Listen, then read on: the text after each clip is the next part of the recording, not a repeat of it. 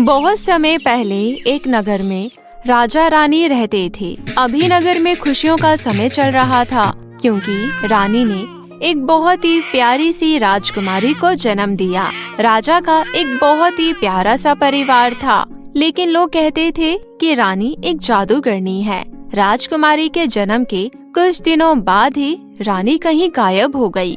धीरे धीरे महीने और साल बीतते गए, लेकिन कोई भी रानी को ढूंढ नहीं पाया। राजा का महामंत्री काल सिंह महाराज को बार बार इस बात की तसल्ली देता रहता था कि उसके आदमी महारानी को कड़ी मशक्कत से ढूंढने में लगे हुए हैं। उसके आदमी तब तक नहीं रुकेंगे जब तक महारानी मिल नहीं जाती। तब तक वो खुद राजकुमारी का ख्याल रखेगा। महाराज ने बहुत सोचने के बाद राजकुमारी को महामंत्री के हाथों उसके देखभाल करने सौंप दिया। धीरे धीरे राजकुमारी बड़ी होती गई, लेकिन वो बहुत ही चंचल मन और शरारती थी। उसके मन में जो आता बस वही करती थी। खूब मस्ती करती थी, अपने पिता के अलावा और किसी की बात नहीं सुनती थी। जब वो शाही बगीचे में साइकिल चला रही थी, तब राजकुमारी ने महामंत्री को अपनी साइकिल से ठोक दिया और हंसकर वहाँ से भाग गई। महामंत्री उल्हाना लेकर राजा के पास पहुँचे। महाराज, राजकुमारी चंद्रकांता की शरारतें दिन पर दिन बढ़ती जा रही है।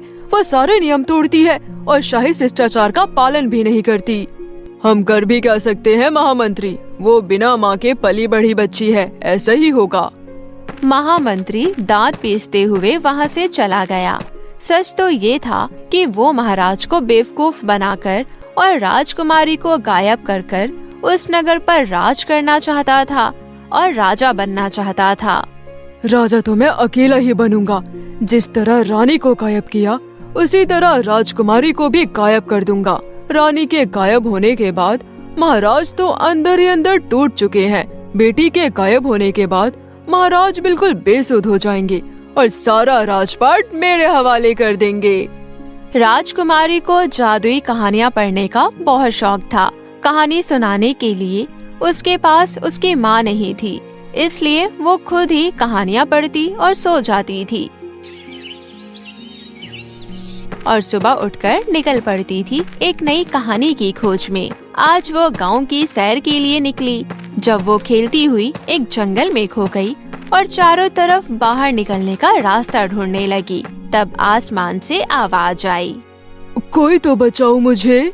राजकुमारी इधर उधर देखने लगी। तभी उसकी नजर ऊपर पेड़ की तरफ गई। उसने देखा कि एक लड़का पेड़ पर लटका हुआ है। अरे दोस्त, तुम तो आसमान से गिरकर खजूर पर अटके हैं, लेकिन लगता है कि तुम खजूर से उड़कर आसमान की ओर जाना चाहते हो। मेरी मदद करो, मैं यहाँ फंस गया हूँ। तुम वहीं रुको, अभी आती हूँ कुछ मदद लेकर। उसके बाद चंद्रकांता वहाँ से चली गई और आसपास के लोगों को इकट्ठा करके ले आई। उसके बाद कुछ लोगों ने मिलकर बांस की सीढ़ी से पेड़ पर चढ़कर उस लड़के को नीचे उतार लिया। उसके बाद सभी लोग अपने अपने काम पर निकल पड़े। तुम्हारा शुक्रिया। अगर तुम मेरी आवाज नहीं सुनती तो अभी तक मैं उस पेड़ पर ही लटका होता। वैसे तुम कौन हो? तुम्हें देखकर तो लगता है कि तुम कोई राजकुमारी हो। मैं इस नगर की राजकुमारी हूँ, लेकिन तुम्हारे लिए सिर्फ तुम्हारी दोस्त। मेरा नाम अलादीन है। तुम्हारे पास तो चिराग भी होगा।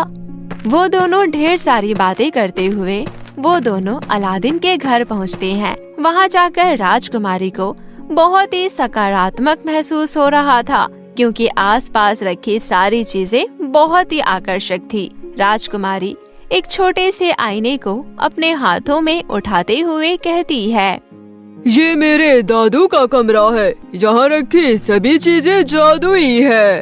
अलादीन इतना कह ही रहा होता है कि इतने में ही राजकुमारी शीशे के सामने गलती से खिड़की से बाहर उड़ रही तितली को देखकर तितली बोल देती है। ऐसा बोलते ही वो तुरंत तितली में बदल जाती है। ये क्या कर लिया तुमने? उसके बाद अलादीन शीशे को हाथ में उठाकर राजकुमारी को पहले जैसा राजकुमारी बना देता है। इतने में ही अलादीन के दादू वहाँ आ जाते हैं। वाह, अद्भुत। मेरे कमरे में तुम दोनों क्या कर रहे हो? अलादीन, क्या तुम्हें पता नहीं कि यहाँ पर किसी भी चीज को हाथ लगाना मना है? मेरा शीशा दो मुझे। दादू, क्या आप मुझे 2 दिन के लिए ये शीशा दे सकते हो? ये तो बहुत अच्छा है। बिल्कुल भी नहीं, ये तो दूसरी जगह बैठे हुए इंसान से बात करवाता है। भला ये शीशा मैं तुम्हें खेलने को कैसे दे दूं? क्या कहा? क्या ये शीशा किसी से भी बात करवा सकता है? तो क्या ये मेरी माँ से भी मेरी बात करवा सकता है? दादू बुजुर्ग थे, इसलिए वो राजमहल का सारा हाल जानते थे। उन्होंने बड़ी ही नम्रता से कहा, कोशिश करके देख लो। उसके बाद चंद्रकांता शीशे को अपने हाथ में लेकर कहती है, प्यारे शीशे, मेरी माँ से बात करा दो। बस एक बार बता दो कि वो कहाँ है, किस हाल में है। लेकिन शीशे में कोई हलचल नहीं होती। ये देख राजकुमारी परेशान हो जाती है। दादाजी, इस शीशे ने काम क्यों नहीं किया? बताइए ना, क्यों नहीं दिखाई इसने मेरी माँ को? दादू सोचते हुए कहते हैं, तुम्हारी माँ की कोई खास निशानी इस शीशे के ऊपर लगानी होगी। कोई ऐसी निशानी जो हमेशा उनके साथ रहती हो। चंद्रकांता, तुम्हारे पास तुम्हारी माँ की ऐसी चीज तो होगी ही जो वो जाने से पहले तुम्हारे पास छोड़कर गई हो। बहुत सोचने के बाद राजकुमारी को याद आता है, हाँ, ऐसी चीज तो है, लेकिन वो महामंत्री हमेशा अपने पास रखते हैं। ना जाने क्यों मेरी माँ का लॉकेट बचपन में वो मेरे पास ही था, लेकिन महामंत्री ने मुझसे छीन लिया। अब वो लॉकेट कैसे भी करके मुझे महामंत्री से लेना ही होगा। उसके बाद अलादीन और चंद्रकांता दोनों महल पहुँचते हैं। महल पहुँचकर चंद्रकांता महामंत्री से कहती है, महामंत्री, मुझे मेरी माँ का वो लॉकेट वापस कर दो जो तुमने मुझसे बचपन में छीन लिया था। ये सुनते ही महामंत्री के सर के बाल मानो कोई संकेत दे रहे हो, और ये सुनते ही महामंत्री राजकुमारी को जबरदस्ती पकड़ते हैं और खींचते हुए एक कमरे में ले जाकर बंद कर देते हैं। अलादीन तो वहाँ से तेजी से भाग गया था। लगता है तुम अपना दिमाग को ज्यादा ही चलाने लगी हो। वो लॉकेट तो तुम्हें कभी नहीं मिलेगा। जब तक मैं तुम्हारे महल पर कब्जा नहीं कर लेता, तब तक तुम यही मरो। मेरे पिता तुम्हें छोड़ेंगे नहीं। नगर में नए कानून लागू होने वाले हैं। महाराज तो उसमें व्यस्त रहेंगे। तुम पर ध्यान कौन देगा? और इतना बोलकर महामंत्री वहाँ से चला जाता है। राजकुमारी उस कमरे में बैठकर रो रही थी। तभी उसे खिड़की के बाहर से अपने दोस्त अलादीन की आवाज आती है और वो देखती है कि अलादीन एक छोटी सी खिड़की को तोड़कर अंदर आ गया। मुझे तो लगा था कि तुम भाग गए, पर तुम तो मुझे बचाने के लिए ही भागे थे। ये सब छोड़ो राजकुमारी।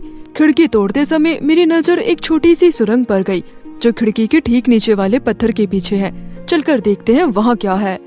राजकुमारी और अलादीन खिड़की के नीचे के पत्थर को हटाकर उस गुफा के अंदर चले जाते हैं। राजकुमारी अपने महल में ये सब पहली बार देख रही थी। तभी इस गुफा में अचानक से बहुत बड़ा दरवाजा आ जाता है। तभी उस गुफा में से आवाज आने लगती है, मैं तुम्हें अंदर आने नहीं दे सकता जब तक तुम मेरे सवालों का जवाब ना दो। हम तैयार हैं। तो बताओ, ऐसी कौन सी चीज है जो एक बार ऊपर जाती है तो नीचे कभी नहीं आती और जीवन भर ऊपर ही जाती रहती है? इस सवाल का जवाब तो बच्चा भी दे देगा। पेड़, और क्या? हा हा हा, गलत जवाब। 1 मिनट, मुझे भी एक मौका मिलना चाहिए। मैं बताती हूँ सही जवाब। पिताजी ने एक बार मुझसे कहा था कि बेटी, अब तुम बड़ी हो रही हो, तुम्हारी बचपन की यादों को मैं संभाल के रखना चाहता हूँ। और ये कहते हुए उन्होंने मेरे खिलौनों को अलमारी में आराम से रख दिया था और उन्होंने कहा था कि उम्र बढ़ती है तो वापस घटती नहीं बल्कि बढ़ती ही रहती है। इसका मतलब हमारी उम्र है जो जीवन भर ऊपर जाती है, कभी नीचे नहीं आती। सही जवाब। अब तुम दोनों अंदर जा सकते हो। उसके बाद वो दरवाजा खुल जाता है और वो दोनों उस दरवाजे के अंदर चले जाते हैं। दरवाजे के अंदर जाते ही राजकुमारी देखती है कि उस गुफा के अंदर एक छोटा सा शीशा रखा हुआ है। यहाँ भी एक शीशा है। उसके बाद राजकुमारी उस शीशे से भी कहती है, शीशा, मेरी माँ से बात करा दो। इतना कहते ही उस शीशे में उसकी माँ की छवि उत्पन्न हो जाती है। ओह मेरी प्यारी बच्ची, तुम कितनी बड़ी हो गई हो। माँ, कहाँ हो आप? मिलने क्यों नहीं आई? मैं तुम्हें सब बता दूंगी बेटी, लेकिन अभी मैंने कुछ कहा तो ये शीशा टूट जाएगा और मुझसे बात करने के लिए तुम्हें उस लॉकेट की आवश्यकता पड़ेगी, लेकिन वो लॉकेट महामंत्री बिल्कुल नहीं देगा, इसलिए मैं तुम्हें अभी कुछ नहीं बता सकती। इतने में ही किसी के कदमों की आहट आने लगती है और राजकुमारी के हाथ से हड़बड़ी में गलती से वो शीशा गिरकर नीचे टूट जाता है।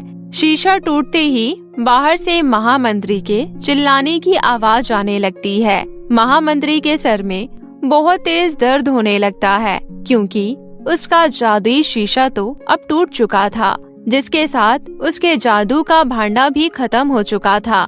अलादीन और राजकुमारी फटाफट वहाँ से भागकर राजा के पास पहुँचते हैं और उन्हें सारी बात समझा देते हैं। ये सुनते ही राजा फौरन महामंत्री को गिरफ्तार करवा देता है। अब तुम्हारे पास कोई रास्ता नहीं है महामंत्री, कैद खाने में ही अपना शासन चलाना।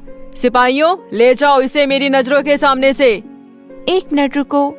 और राजकुमारी महामंत्री के पास जाकर उसने अपनी माँ का लॉकेट छीन लेती है। ओह मेरी प्यारी बच्ची, तुम ठीक हो ना? मैंने तुम्हें बचपन में ही एक जानवर के हाथों सौंप दिया, मुझे माफ कर दो। और तभी वहाँ रानी की आवाज आती है। रानी की आवाज सुनकर तो मानो राजा खिलखिला उठता है। रानी को देखकर उसकी आंखें भर आती है और वो फौरन रानी को गले से लगा लेता है। कहाँ थी तुम इतने दिन? तुम्हें हमने कहाँ नहीं ढूंढा? माँ अब वापस आ गई। अभी इन बातों का समय नहीं है, इतने सालों बाद अपने परिवार से मिली हूँ, थोड़ा शांत रहिए। रानी के वापस आ जाने की खबर से नगरवासी बहुत खुश थे। पूरे नगर में जश्न मनाया जा रहा था और राजा ने दादू और अलादीन को अपने महल में रहने की इजाजत दे दी थी। राजकुमारी अपनी माँ को पाकर बहुत खुश थी। राजा भी अब पहले की तरह ठीक हो चुके थे, लेकिन इतने साल रानी कहाँ थी, ये बात अभी भी राज थी।